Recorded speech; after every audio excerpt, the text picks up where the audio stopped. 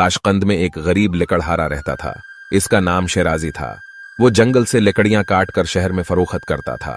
ऐसे इतना थोड़ा मुआवजा मिलता कि उसका गुजारा बहुत मुश्किल से होता।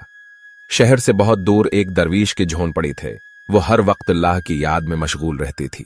शिराजी उन दरवीश की खिदमत में हाजिर हुआ और झोंपड़ी की बाहर से आवाज लगाए, आए मोहतरम बुजुर्ग, क्या मैं अंदर आ सकता हूं? दरवीश ने कहा, दरवाजा कहला है, तुम अंदर चली आओ। शिराजी झोंपड़ी में दाखिल हुआ। उसने अदब से दरवेश बाबा को सलाम किया और बोला, बाबाजी, मैं एक गरीब आदमी हूं, अल्लाह के वास्ते मेरे कुछ मदद कीजिए। दरवेश ने कहा, कल ही शहर के काजी ने मुझे 1000 इशरफियों की थैली भेजी है। यह सुनकर शिराजी की आंखें खुशी से चमकने लगीं। दरवेश ने कहा, बीटा, मैं मफत में इशरफियां नहीं बांटा करता। तुम मुझे अपनी कोई चीज दे दो और इशरफियों की थैली ले लो। शिराजी बोला, मेरे पास आपको देने के लिए ही किया, एक कल्हाड़ी और एक झोंपड़ी।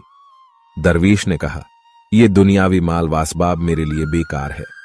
तुम कोई ऐसी चीज दो जो तुम्हारी अपनी हो, मसलन तुम्हारी देखने की कुव्वत। यह कहकर दरवेश ने अपना हाथ शिराजी की आंखों पर रखकर हटाया।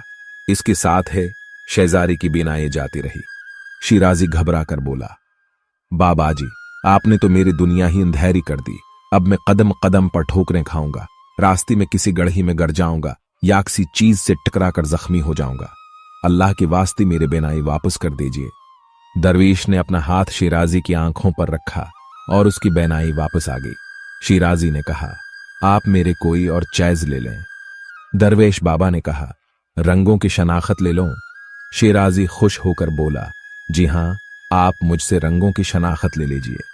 दरवेश ने उसकी आंखों से एक रंगीन जहली निकालकर शीशे में बंद कर दी। अभी कुछ ही दिन गुजरी थी कि शिराजी फिर दरवेश की दरवाजे पर दस्तक दे रहा था। दरवेश ने कहा, दरवाजा खुला है, मेरे बच्चे, तुम अंदर चले आओ।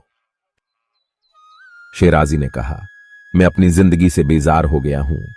रंगों की शनाख्त खत्म होने से सब रंग सफेद या सिया नजर आती हैं। आसमान की नीला हेट्टई, जमीन का मटियाला रंग, दरख्तों की हरियाली, घास की सब्जा, फूलों की रंगीनें सब ही जाती रहीं। काली रंग का शोरबा और दूधिया सफेद रोटियां देखकर मुझे कराहियत महसूस होती है। काली सियाह रंग की तरबूज की काली काश खाते वक्त दिल मतलाने लगता है। अल्लाह की वास्ती मेरी रंगों की शनाख्त मुझे वापस कर दीजिए। दरवीश ने शीशी से रंगीन जहली निकालकर शिराजी की आंखों पर दोबारा लगा दी। शिराजी फौरन झोंपड़ी से बाहर की तरफ दौड़ा। वो बहुत देर तक नीले आसमान, सरसब्ज घास, सरख और गुलाबी फूलों, तरह तरह की रंगीन परिंदों को देखता रहा और आखिर में बोला, अल्लाह तेरा शुक्र है, मुझे तो अब मालूम हुआ कि रंगों के बगैर जिंदगी कितनी भी मजा है।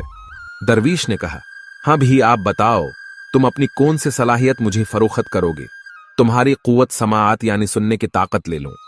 शिराजी बोला, हाँ, भूखा मरने से बेहतर है कि इंसान भरा होकर जिंदगी गुजारे। दरवीश ने शिराजी की कानों से कुछ निकालकर एक डिबिया में बंद कर दिया। अभी थोड़े दिन ही गुजरे थे कि शिराजी फिर दरवेश के झोंपड़े के बाहर खड़ा था और कह रहा था, मेरे बाबा, मेरी मदद फरमाइए। दरवेश ने कहा, क्या बात है, तुम बहुत परेशान दिखाई देते हो।